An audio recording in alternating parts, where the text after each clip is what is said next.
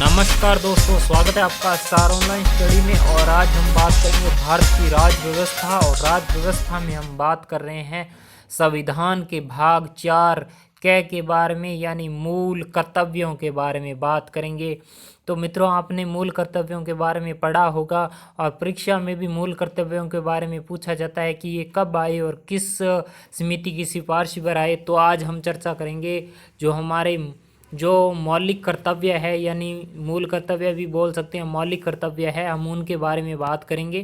तो चलिए हम बात करते हैं। आज की जो क्लास रहेगी भारतीय राज्य व्यवस्था में मौलिक कर्तव्य। तो मौलिक कर्तव्य में अगर बात करें, मूल संविधान में इसका कोई उल्लेख नहीं था, लेकिन क्या हुआ कि 42वां संविधान संशोधन हुआ 1976 को। उस समय भारत की पीएम थी, यानी प्रधानमंत्री थी श्रीमती इंदिरा गांधी।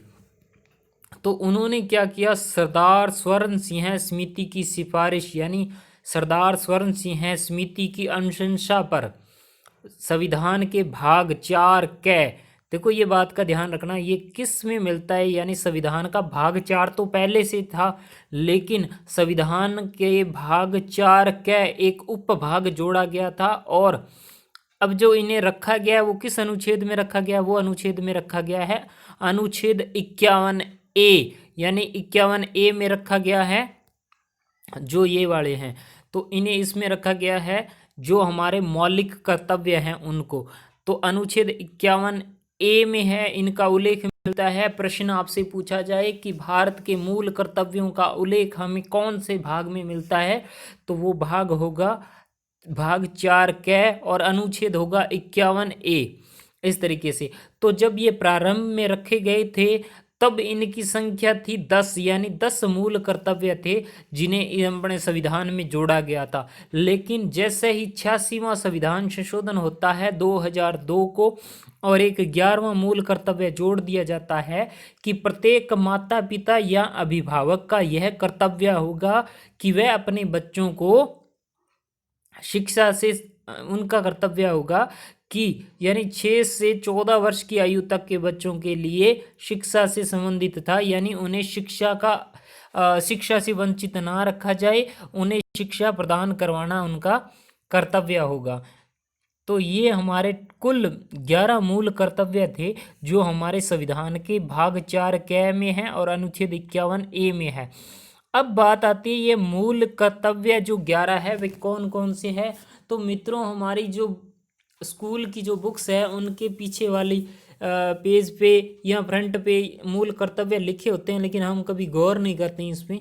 तो चलो वो कोई बात नहीं, अपने ध्यान कर लेते हैं कि इसमें क्या था। तो इससे पहले दोस्तों, अगर आप हमारे चैनल पर पहली बार आए हो तो हमारा चैनल ज़रूर सब्सक्राइब करें, ताकि आपको लेटेस्ट वीडियो मिलती रहे और आगे आपकी क्लास है जो सुचारू रूप से चलती रहे, और जैसे ही कोई नई वीडियो अपलोड हो तो आप तक सबसे पहले पहुंचे। तो हम बात कर रहे हैं मौलिक कर्तव्यों के बारे में, जिनकी संख्या कितनी है, 11 है।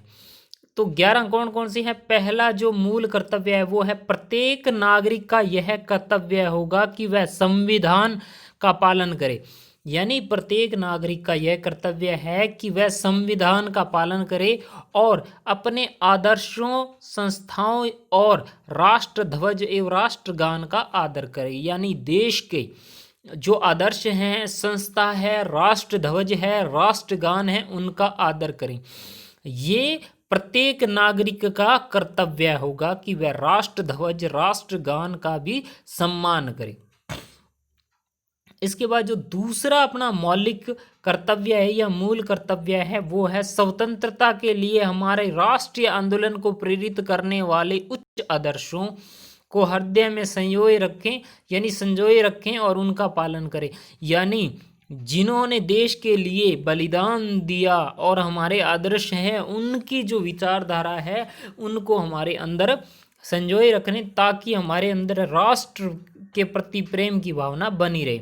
तो ये 2 मूल कर्तव्य हो गए। अब तीसरा जो मूल कर्तव्य है वो है भारत की संप्रभुता, यानी प्रभुसत्ता, एकता, अखंडता की रक्षा करना, यानी प्रत्येक नागरिक का यह कर्तव्य है कि वह संप्रभुता, एकता और अखंडता में विश्वास करे। और चौथा हमारा कर्तव्य होगा देश की रक्षा करे।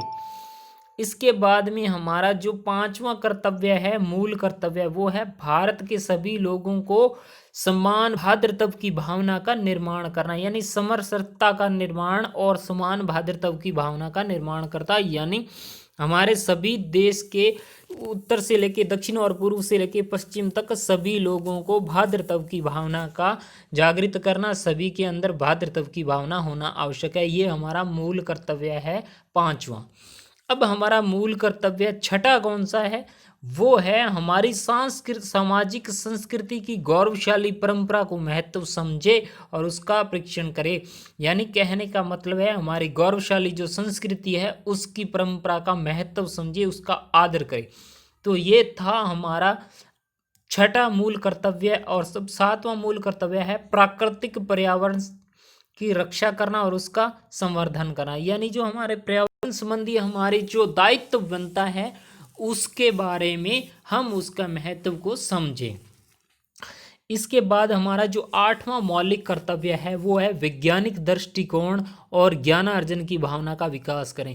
यानी हमारे अंदर भी वैज्ञानिक दृष्टिकोण होना चाहिए, यानी तर्क संगत कोई भी बात हमें अगर बताई जाती है तो उसका तर्क संगत अध्ययन करने की सोच होनी चाहिए और ज्ञान करने की हमारी भावना होनी चाहिए। तो ये हमारा आठवां मूल कर्तव्य है। तो दोस्तों ये जो हमारा वैज्ञानिक दृष्टिकोण से भाव अर्थ ऐसे भी है कि हमें अंधविश्वासों के चक्कर में ना आना। जिस तरीके से हम देखते हैं वर्तमान समय में जो हमारे पाखंडी बाबा वगैरह हैं उनके संदर्भ में ये दृष्टिकोण एक तरीके से सटीक बैठता है। इसे हम डायरेक्ट तो नहीं कह सकते लेकिन इनडायरेक्ट अपने कह सकते हैं।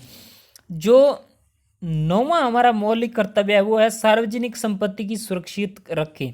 यानी सार्वजनिक संपत्ति जैसे रेल बस वगैरह है उसको नुकसान ना पहुंचाएं और उसको हमारा दायित्व है कि उसे हम अपना समझें और उससे रक्षा करना हमारा धर्म है।